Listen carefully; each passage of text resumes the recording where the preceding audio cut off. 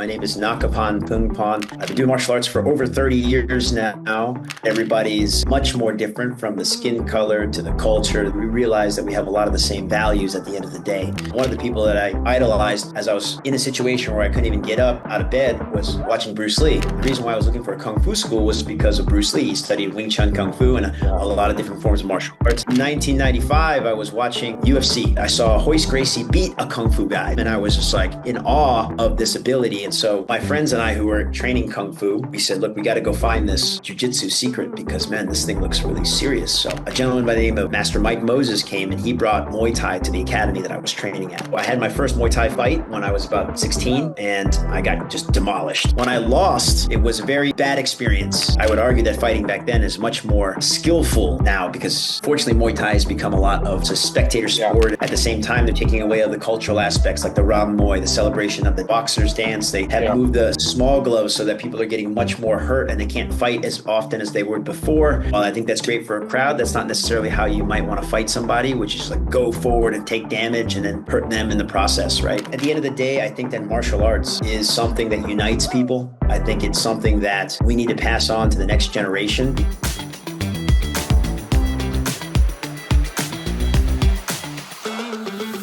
Okay, everyone, welcome back to another episode of Controversial Guy. Today, we have a guest who is a celebrity in his name itself, and he is a world champion as well. So, let me welcome everyone. I present to you Sensei Naka. Sensei Naka, thank you so much for coming on the show, and thank you so much for accepting this invitation. My pleasure, my pleasure. It's an honor and a pleasure to be on the show. So, Sensei Naka, we were talking along and we were, just trying to arrange this kind of arrangement and a podcast and a call for a long time. And today you were free and you accepted that. So I think we are going to, talk about a lot of things. So, Sensei, the stage is yours. Oh, right. I guess I'll introduce myself first. My name is Nakapan Phunjephorn. I've been doing martial arts for over 30 years now, a lot of different martial arts, Brazilian Jiu-Jitsu, Muay Thai. I fought MMA, Kung Fu, Capoeira, boxing, everything. I love martial arts. I think it can do a lot to make us stronger, as a people. My overall, I have controversial views on things as well, like what's going on, and so it's probably, this is a good environment for me to bring up some of those ideas. They're not always well received. If you ask me, I live in like a tinfoil hat on. I'm always like, what's going on? But at the end of the day, I think that martial arts is something that unites people. I think it's something that we need to pass on to the next generation because there's so many positive aspects, just making people stronger physically, mentally, spiritually. It connects people in a way that you never thought was possible. The friends that I have made through martial arts have been my friends for decades, for years. And that goes with the people that kind of help you through it. That also comes with the fact that you're helping others, so it breaks a lot of socioeconomic barriers in the sense that people who would not normally talk to each other or be around each other are in a setting of a martial arts school. And then they begin to realize that maybe we're not so different than we thought that we were. I think that the world is made so to make you think that everybody's much more different, from the skin color to the culture to these things. And then we realize that we have a lot of the same values at the end of the day, how to treat each other. And the more that we do fight against each other and the way that we have these differences, the easier that we are to be misled or conquered or influenced, But what the world does not want is a united, strong people where we share ideas and help each other. True, Sensei, true. So that's my spiel on martial arts. But Sensei, I just want to talk about, you were telling me before the podcast, about your personal story. I would like to shed light on story, because that is so much inspirational. Because you have a long journey where you are today, right? And there is up and down, and you mentioned that as well, that you raised up, and how you started learning martial arts and everything else. So I would like to share that thing as well. Yeah, sure. I'm the first generation born in the United States. My parents came here in 1973. And actually, I wasn't raised by my parents. They got divorced very early on. My father, unfortunately, is very heavy alcoholic, and he had other pursuits in his life. So I was raised by my grandparents, who were immigrated here from Thailand too around the same time. And growing up, I we're all in like a one bedroom apartment, right? Very small apartment. And whoever in our family needed some place to stay would stay in the condo with us. So it was very cramped. There was always a lot of visitors. I actually didn't even have a bed for the first 16 years of my life. I slept on the floor, which was to me very normal. But there wasn't really a whole lot of space. There wasn't a whole lot of furniture. And because of that, my grandparents who raised me, they weren't rich. They weren't poor to say, but they worked very hard. And my grandmother was a hairdresser for Elizabeth Arden. It's like one of those big high end beauty salons. And so that's how she kind of raised me, was able to put us take care of all the bills and everything. My grandfather took an early retirement and took care of me. But interestingly enough, my grandfather was a Muay Thai promoter, a fight promoter. He was also in the Thai military in Thailand. And when he immigrated here, he was working at a gas station, right? So he was like very high up, like VP in a television station and a commentator for sports. And then when they ended up coming here, it's like you have to be very humble, right? Because from where you come from, you're wealthy, but then when you come to the United States, yeah, you're working in a 7-Eleven. He literally worked in a 7-Eleven. And so he just found that it was better to take an early retirement to kind of look after me and make sure that my upbringing was the best that it could possibly be. But unfortunately, we didn't have a lot of money. So I always had clothes that were, secondhand clothes or things that you could just get really cheap. I looked funny, right? I dressed funny, I had a funny name. And so because of that, I got picked on a lot in school, all throughout grade school and up until about, before I started high school, which is around like 11 or 12 years old. And every year I had a bully. I was getting beaten up oftentimes at the bus stop, um, beaten up at school.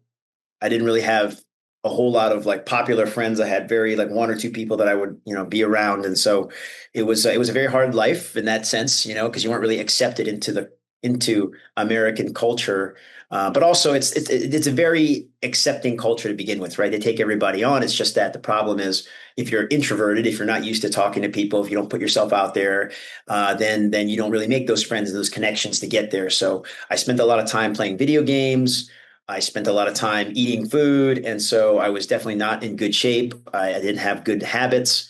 And when I was around 10, 11 years old, I was bitten by we'll call it like a tick, because I used to go walking out Yeah. with my grandfather. It was a park. And so I contracted Lyme's disease. And basically what that did was it made it so that all my joints hurt. And I couldn't really, at one point I was confined to a wheelchair because my spine had hurt so bad I couldn't even stand up. Wow.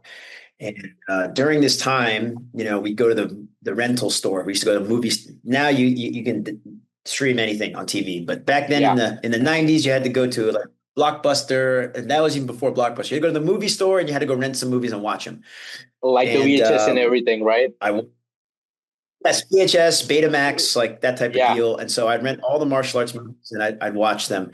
My grandfather also at one point he used to try to open a business here in the United States with Channel 7 in Thailand. And basically he would dub movies, or copy them. So you put a VHS, you run another VHS, and it would take however long the show was to tape and make a copy. Right now it's like you click Yeah. duplicate copy. Back then it took Yeah. hours. So he understood how to do that. And so every time we got a new martial arts movie, we'd make a copy, which was kind of illegal, right? And then we'd keep it and watch it. And so I had this library of martial arts movies I was watching. And I thought to myself, when I'm able to get out of this wheelchair, I would like to be able to move my body in such a way that I would like to learn that. One of the people that I idolized as I was in a situation where I couldn't even get up out of bed was watching Bruce Lee, and so of course, Yeah.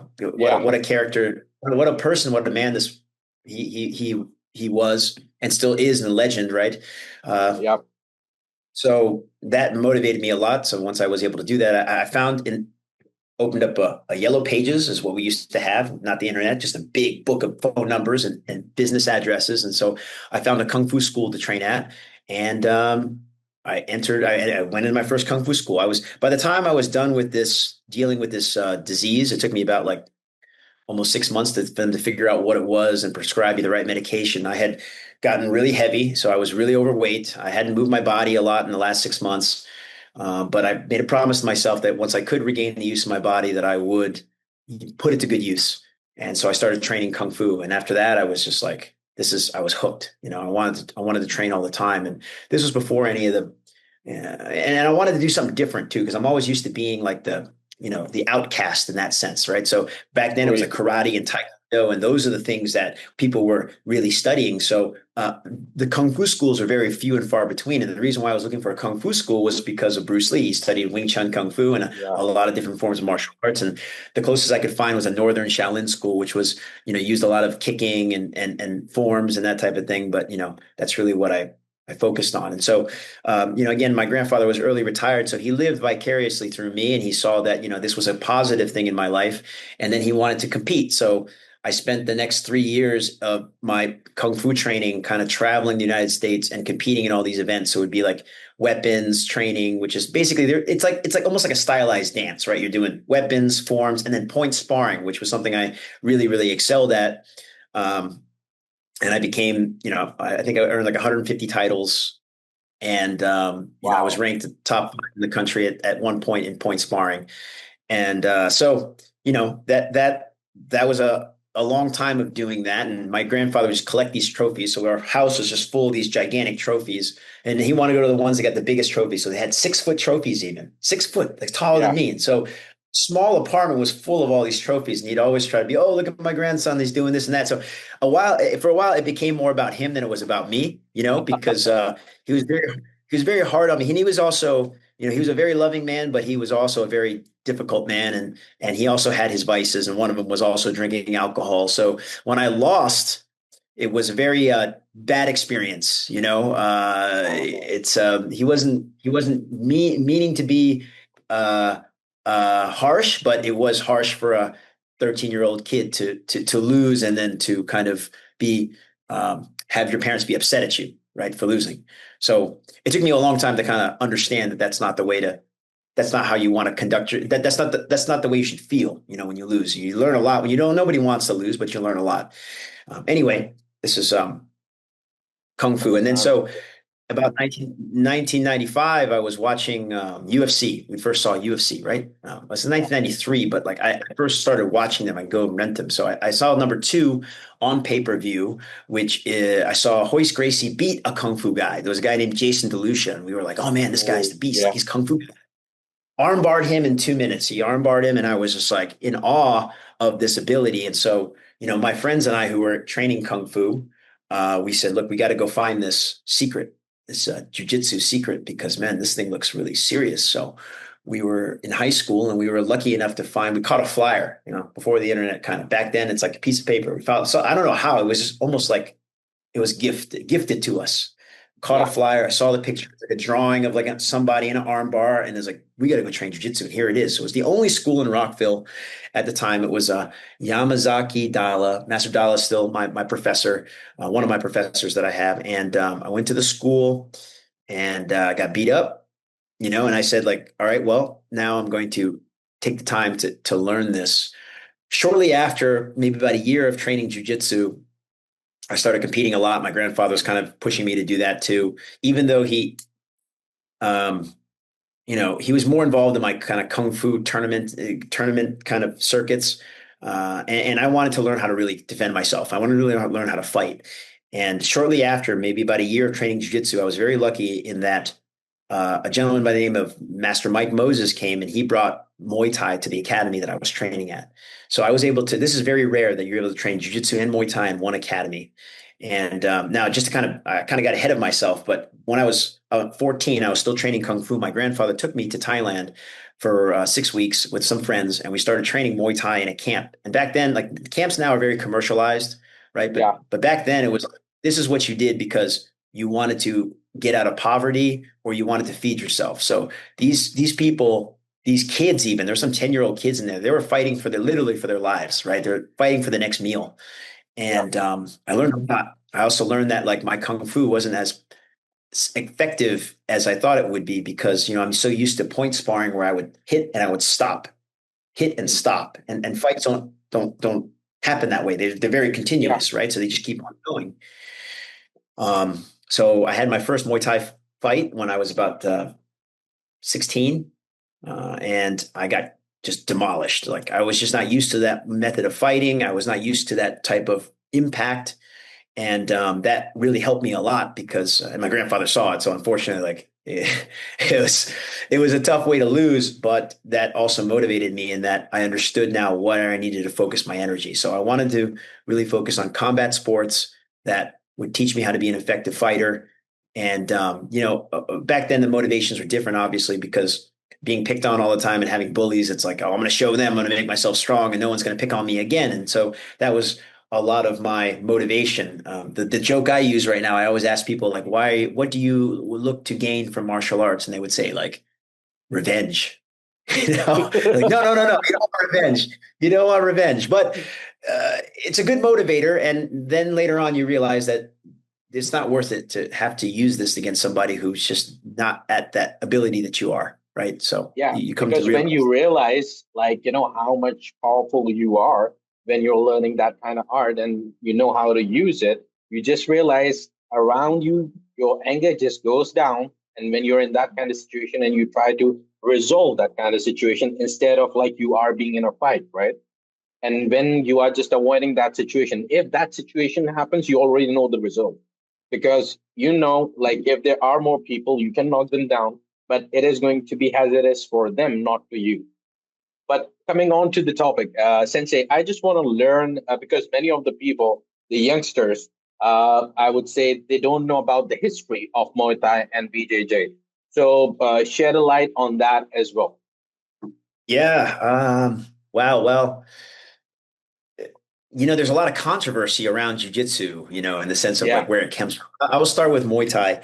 Muay Thai, is now the national art of Thailand. And maybe 1,000 years ago, way back when, that whole area of Southeast Asia was one empire, right? It was the Khmer Empire. And so they had a way of fighting, a way of warring, they had a way of combat. And then as the imperial powers the empire faded, the imperial powers came, like you started having these artificial lines drawn. So you have Thailand, you have Burma, which is Myanmar, you have Yeah. Laos, right? So all these different places. And so you can see though that all those arts, all those Muay is just like boxing, right? Like for Yeah. fighting.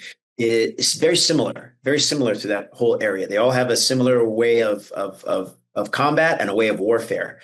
Now, for Thailand, though, we were very lucky because the king Rama V, who the people revere, he was very politically savvy. He was very diplomatic into how to deal with the imperial powers that were coming in the country. And what he would do is he would concede parts of the country. He'd also westernize the world in the sense that we would adopt certain cultural aspects of it and try to join the industrialized nation, right? And so in doing so, he also codified the boxing code, which is making Muay Thai something that is culturally protected but also celebrated.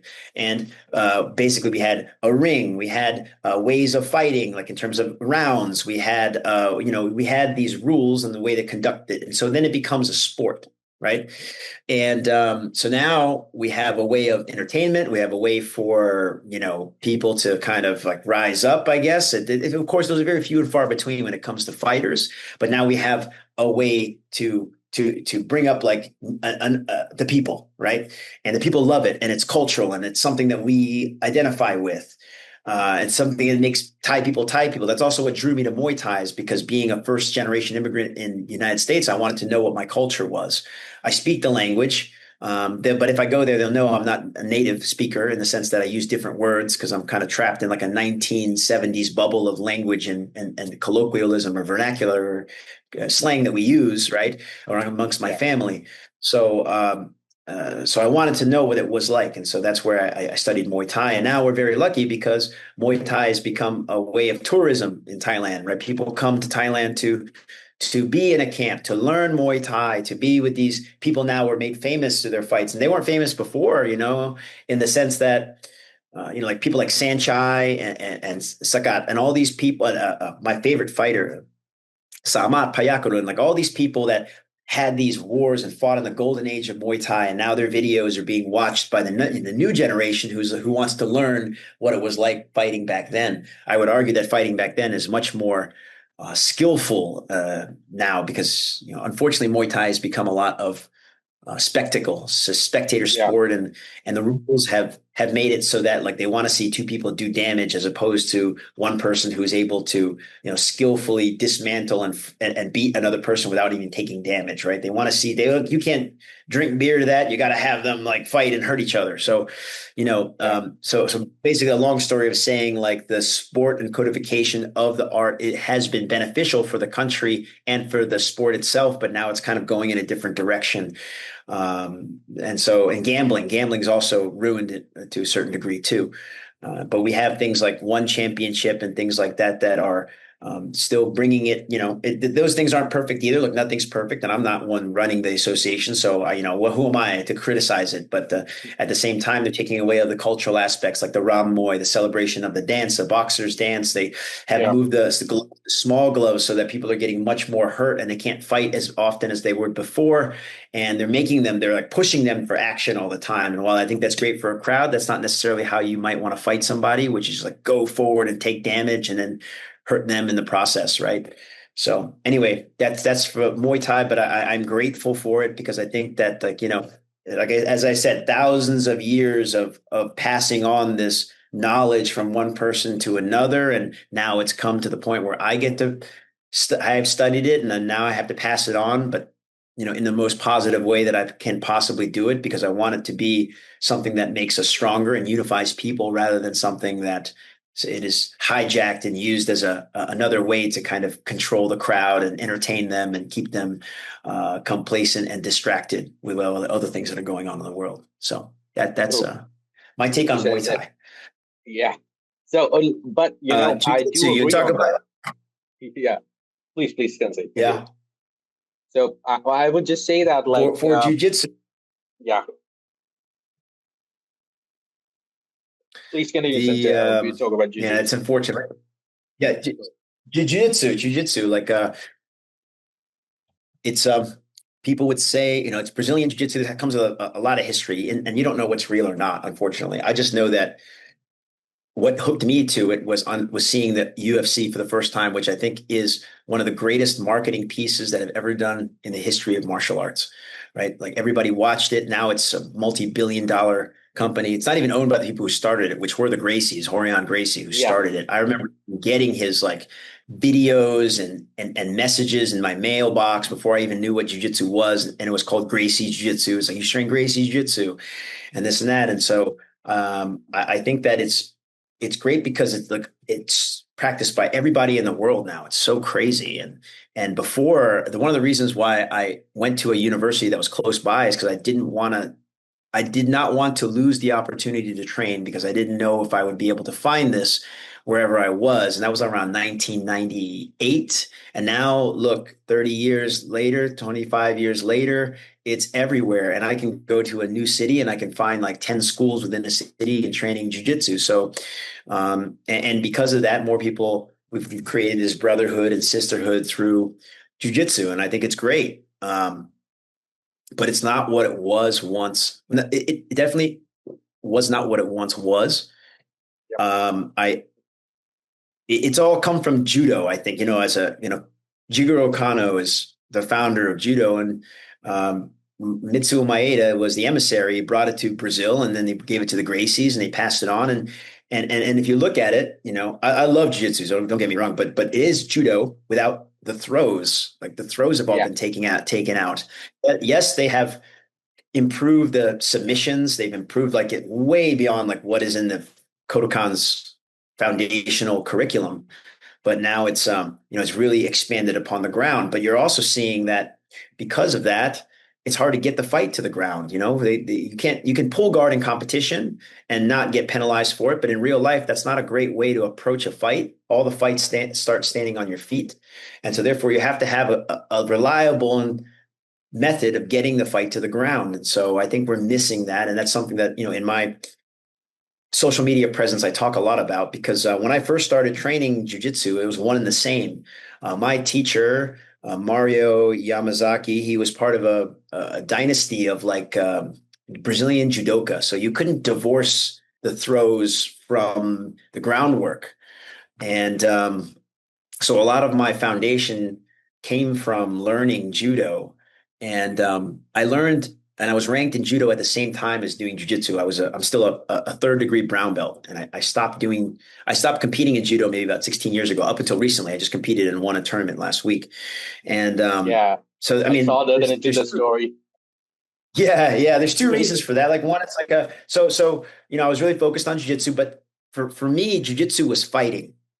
Understood it. Like when I saw Hoist Gracie, this guy's fighting people in a cage, no time limit, no rounds, no nothing, using this art. So I was sold that that was something I needed to learn. But I knew that, I have a background in striking. I love Muay Thai, and those are the two things that need to be brought together, like grappling, striking, wrestling, and takedown judo. Like you have to have that ability to do that to be successful. And then cage wrestling. Like now MMA has become its own sport. But anyway, I'm all over the place with it. But so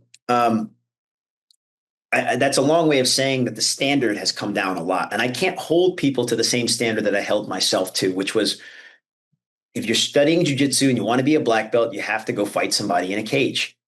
That's just the understanding of it. But I can't have the 50-year-old person who's starting jujitsu. I'm happy that they're training and learning about it, and I can't expect them to be at that standard. Some people would say, well, then I'm watering down the sport, but I want them to be at their personal best and get as much from it as possible. And I will do my best to make sure that I'm the steward of the martial art and keeping it as intact as possible.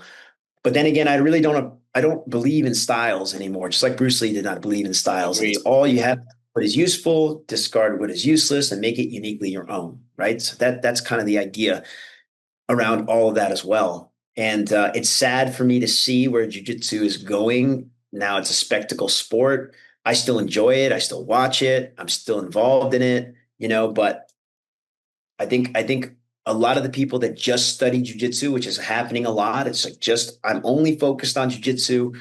It may give you a false sense of security as your true ability to defend yourself.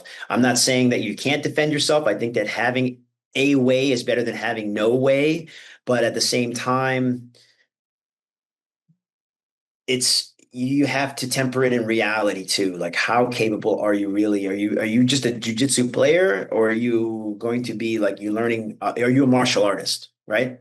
Like GSP is a Perfectly martial put. artist, Perfectly and put. so Perfect. and so that's what we're looking for. We're looking for martial artists, and that's Yeah. what I always try to put forth. But it's often hard for me to convince somebody to do that because they've fallen in love with jujitsu for one reason or another. Be it they saw Joe Rogan, they saw somebody else do it. They just and so I'm not going to try to I can only put forth ideas and say, like, what do you think about this? And what are you trying to do? And ask them questions as opposed to telling them what to do. But for me, it was always about martial arts and being a good martial artist. And that leads me into another area of jujitsu. And I think that jujitsu is divorced from Budo, right? Bushido, Yeah. the warrior code.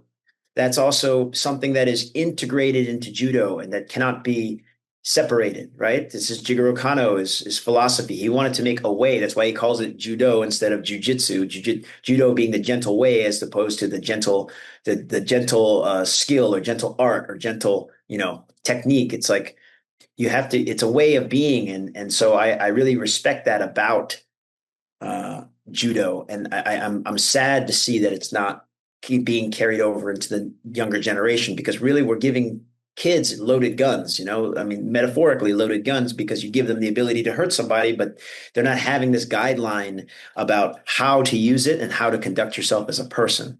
And so that's why I put forth the ideas in the academy. If you come to academy, you're going to see quotes on the wall. You're going to see codes of conduct. I can't make anybody be anything or do anything. Like I know that, especially in Washington, D.C., people get very upset about you telling them how to act. They're always mad at you. They're always mad at the messenger. And Why? so therefore, yeah, I'm just a guy. I'm not telling you how to be, but here are some ideas on how to be, and you can take them or you cannot. That's up to you. Like Sensei, I am like, very junior than you, but in my era as well, when we used to talk to, our senseis and when we are training, they used to tell us the code and we cannot even get, upset on that kind of thing if they can rip off our skin. right? He's the Yeah. teacher, he's the sensei, and he's telling you the way to live, the path of discipline.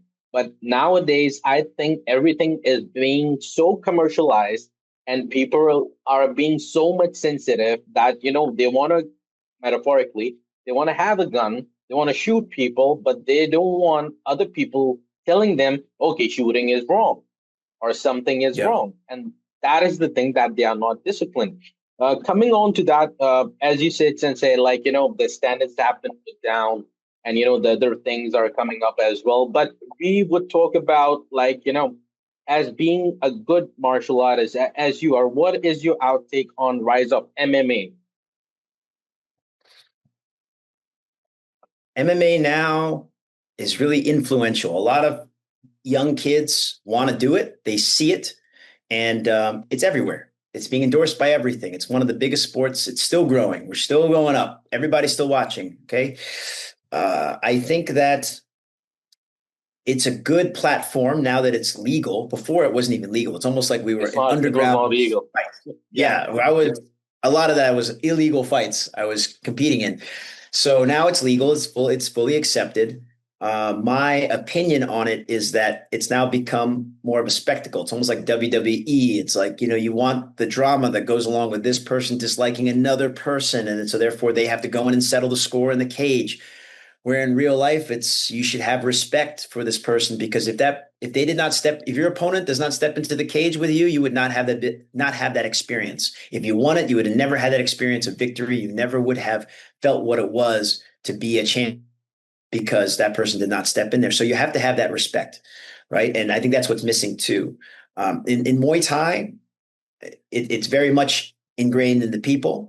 I think that they understand that. That's also starting to go a different direction. Now I see in one championship where you knock the guy out and you get up and you celebrate and you're like, yeah, whatever. But really, back in the day, you pay respect and go check on him and make sure that he was okay. And hopefully you become friends and training partners later on.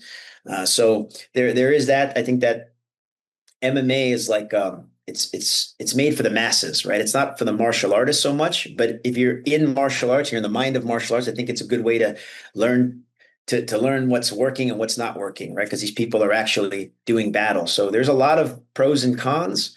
I wish it was more rooted in respect and the values that we hold so dear as martial artists. But then again, I'm not in charge, so what can I do? What I can do is bring up new fighters that do embody those values. So that's one thing. Number two, because it's everybody is watching and they think they want to do it. I think more people think they want to do MMA than really want to do it. And Yeah. I think that goes with anything, right? You realize, oh, maybe I'm just going to do jiu-jitsu, maybe I'll do Muay Thai. Like it's more this, because MMA it's about fighting. Like you got to get in there and fight. And I'm not saying it can't happen. Like we haven't created a good way to practice this thing without so that anybody can practice for fun. Mostly it's like you want to practice because you want to fight. And then it becomes the group of people gets smaller and smaller because they realize how demanding it is on a person, both mentally, spiritually, physically, to train yourself to be successful in there. Because when you step in that cage, this person is trying to hurt you, and you could be hurt permanently from this experience. So you have to do everything you possibly can to prepare yourself to come out victorious. And that includes hurting this person.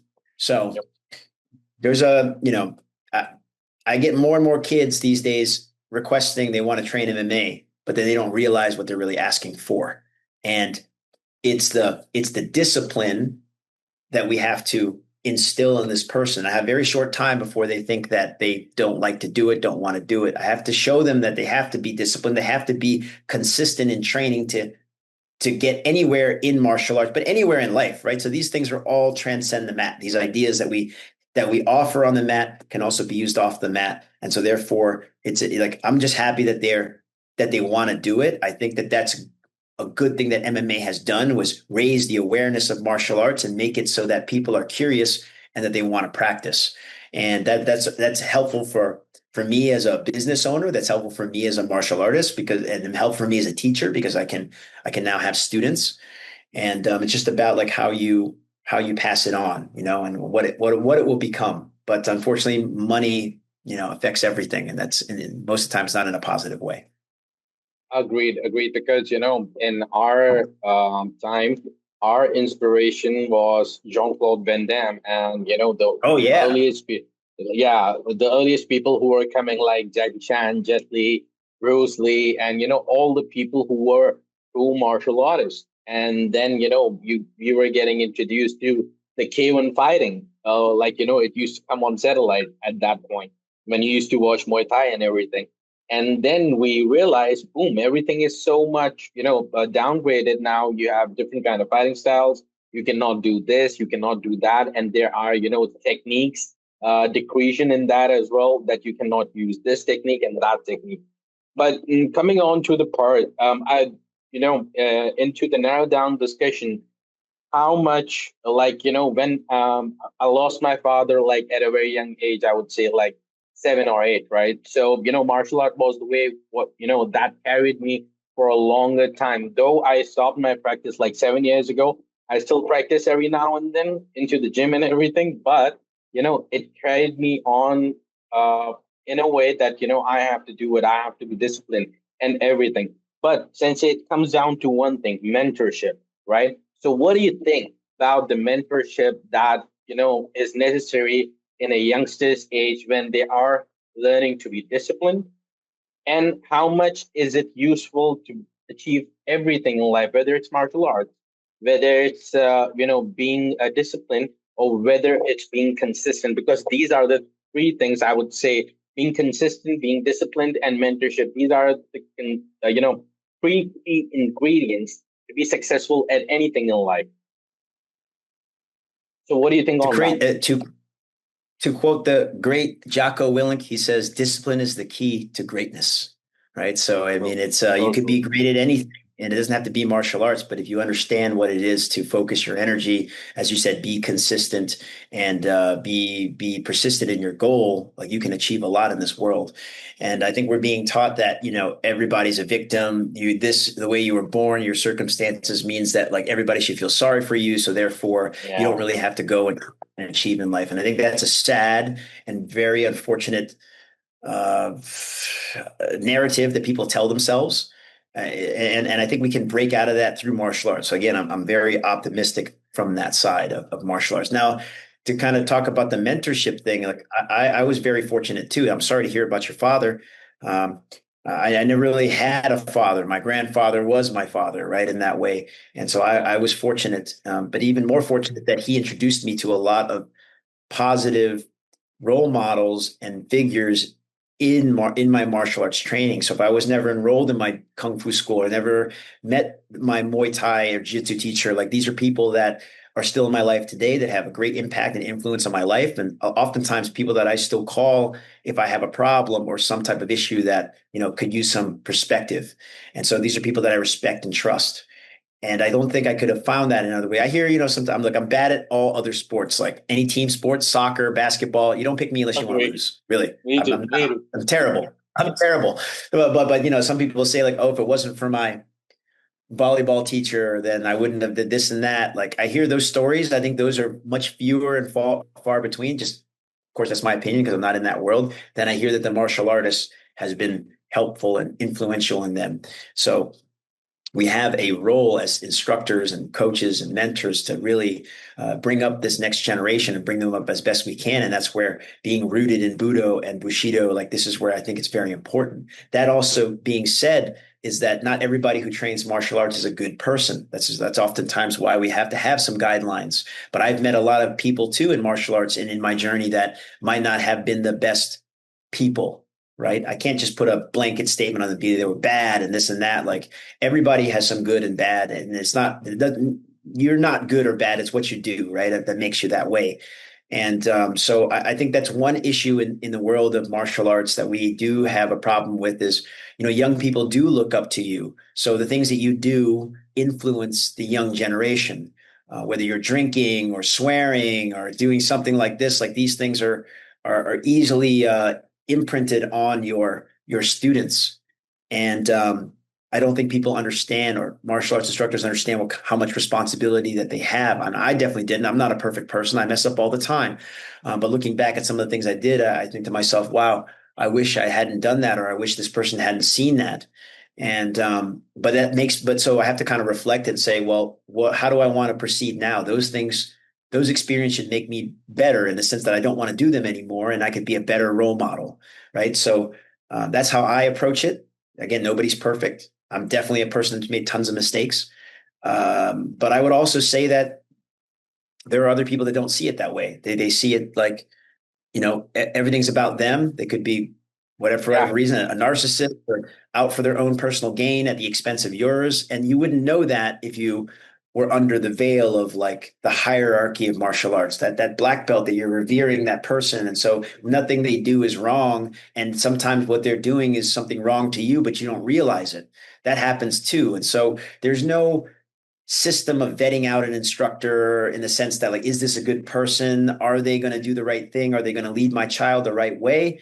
That I think that a lot of times it's luck, and it's also, your ability to judge character and your ability to see through that authority. Sometimes that power of that black belt. Some people aren't even real black belts and they wear them so they can have that false authority. You don't know that either, right? So it's yeah, just a matter of it's a matter of you understanding that, this is a person too, and you have to determine whether or not this person is the right person you want to be around and that can help you. But also, it's a two-way street. Like, how can I help that person too, right? I can't just take, my students. We have a two-way street in the sense that they're always, and I appreciate it. I ask nothing of them, but I find that a lot of them try to help me out too. But hopefully it's because they feel like I'm helping them. And I think that relationship is important for the world to continue to move in a positive direction. It's when we start to fight against each other, we not share, and we, and we're competing against each other in the sense of, like, being in life, yeah, competing in competition. I think that has a lot of value, right? But I made a lot of or friends against the people that I compete against too. So it's difficult to kind of weed through to find the right people. And so that's where you have to go with reputation. That has to go with people that know about you, the people that trust you, that can recommend you. And so therefore you have to be at your best. And so being the best martial artist you can, to continue to represent it the best you can and pass it on the best you can. agreed, agreed. Like, we have a commonality ground on that kind of factor. Like, your father was not there, my father was not there. Even your father or grandfather was in the Thai military, and my godfather, who raised me up, was a Navy SEAL. So, we There you have go. that kind. Yeah. So we have that kind of commonality. And, he's going to watch this podcast. But you are totally right, Sensei, because I went to different schools in the martial art industry, and there were not that much good teachers, but they were so much great schools, right? And about being a great mentor, there are so many good teachers, but there are so few mentors. They can, hear you out, hear your problems, and then they can prepare you for the real battlefield that is the world. Onto that thing, Sensei, one more question. What do you think on that? Like, a lot of my age people, let's just say, like, who are in their 30s, they are becoming fathers, right? So, how much do you think it is important for them to be, involved in martial arts as to make their children disciplined? Number one, as your father yourself. So, like, what do you see in yourself to be a good role model for that kind of thing? Well, I'd say all your kids into martial arts. I think it has a positive impact on their lives, provided that you trust the school, you trust the instructors, and they're good mentors.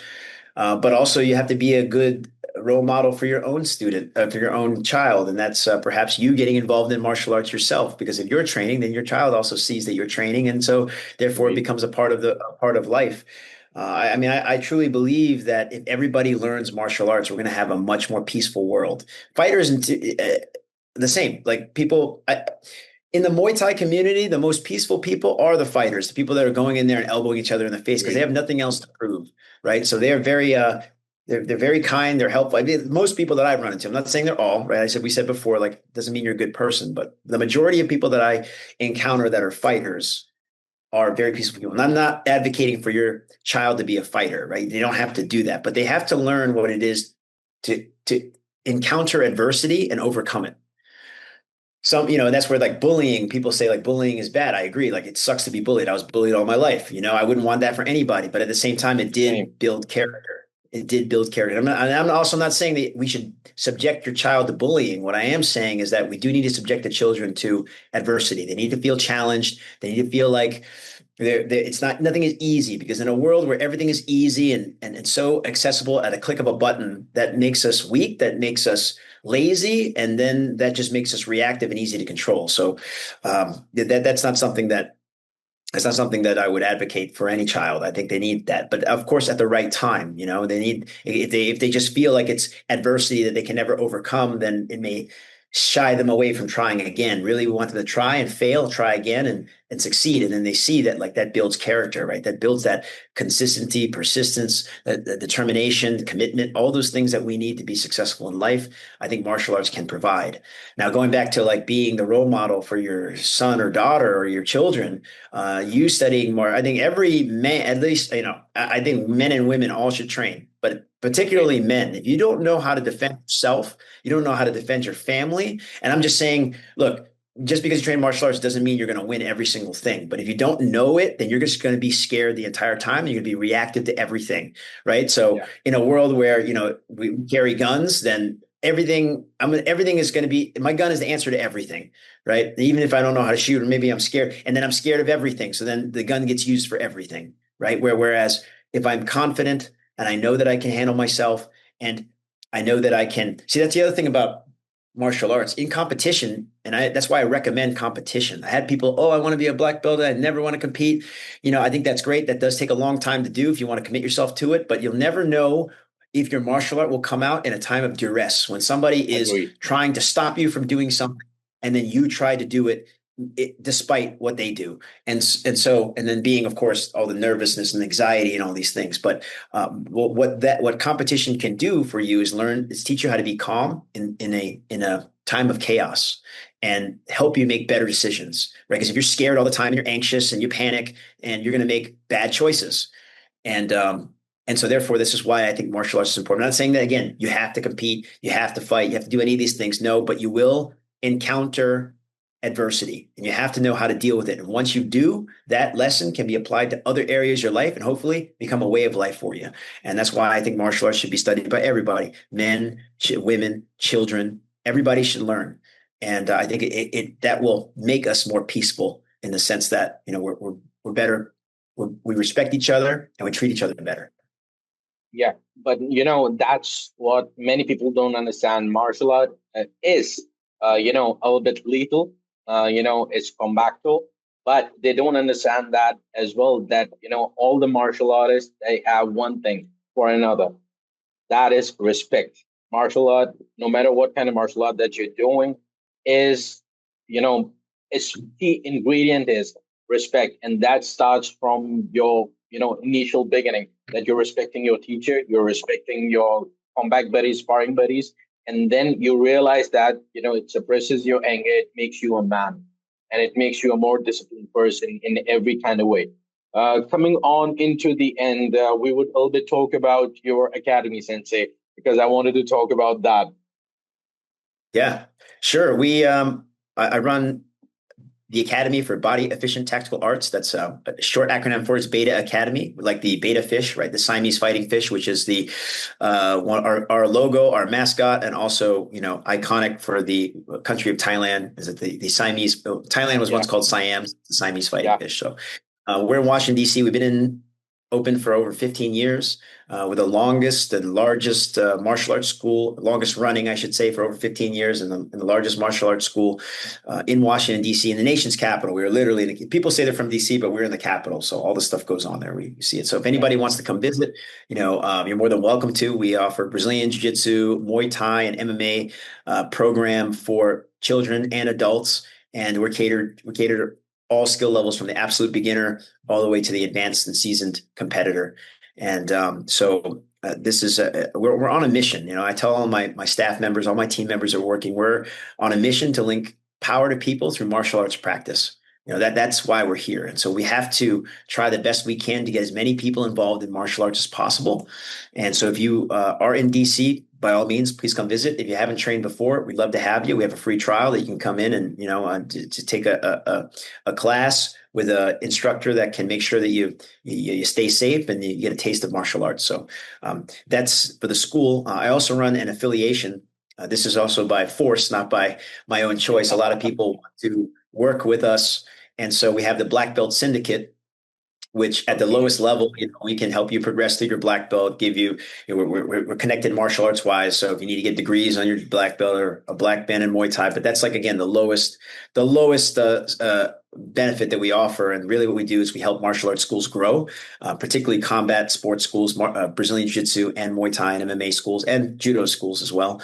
And it's really learning the business systems to make sure that your school can get more students, train your staff, and of course, increase its success. And that's because, like, we want to have people that are dedicated to doing martial arts. 20 years ago, if I told you I teach martial arts, they would say, like, you should get a real job, right? But I don't want a Yeah. job. I want a career. I want an opportunity. And so therefore, us helping martial arts school owners grow creates more opportunity for them, helps them quit their job. I was an accountant up until I was almost 30, and I made the goal to make sure that I quit my job in sitting in an office and just punching numbers all day. So it has helped me in my career and my ability to run a martial arts school and help others run theirs.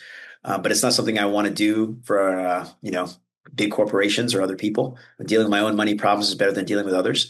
So Yeah. I was able to do that. And in my 15 years, again, nobody's perfect. I've made a lot of mistakes, but hopefully I can share some of the experiences I've had and help other people avoid the mistakes and pitfalls that I've encountered in my time as being a martial arts school owner. So that's the Black Belt Syndicate. You can learn more about us on blackbeltsyndicate.org.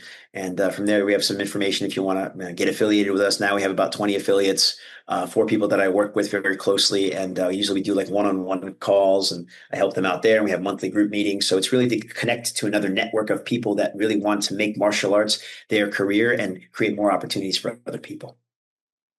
Amazing, Sensei, amazing. So. And for sure, I am going to visit you someday if I am coming to USA and going to come to DC to, check your gym out. And I'm going to do an episode again on this one because, that would be a great golden opportunity to, train under you, even for a day, even for a year, even for 10 years. It is going to be an amazing opportunity. In the end, what is your message to the Pakistani martial artist community and to your fans in Pakistan, Sensei? Martial arts connects us all, and I think that this is something that we're going to continue to uh, spread as much as we can, because without it I probably would not know you. I would not know a lot of different people that reach out to me. And so we're all in this mission together, is to get people, as many people in the martial arts as possible. And that also goes with how we conduct ourselves to be the best ambassadors for martial arts as possible. And so if we can continue to do that, I think we're going to move this world in a better place. And that's really what it's like. There's a lot of things going on in the world, a lot of conflict. And so therefore, like, the only way that we can begin to transcend this and deal with these problems is to unify the people. And I think that the martial arts is a great force that can do that. And we have to start again here with the younger generations, as you were saying. And I think it has a lot of appeal when you see that in the MMA, or you see some people doing these like movements. And so therefore, like, if you're interested in that, pursue that, believe in it. Even if other people don't believe in you or in martial arts, I think that if you continue to stay the course and you work hard, you're going to find a great gift on the other end of it. Okay, sounds fair, Sensei. Sounds fair. As you listen to the story of Sensei Naka, and right now we are living in that kind of world that being disciplined, being consistent, and we have so many, distractions that it is quite impossible. But martial arts is a way that connects us, and it has improved my life in every way possible.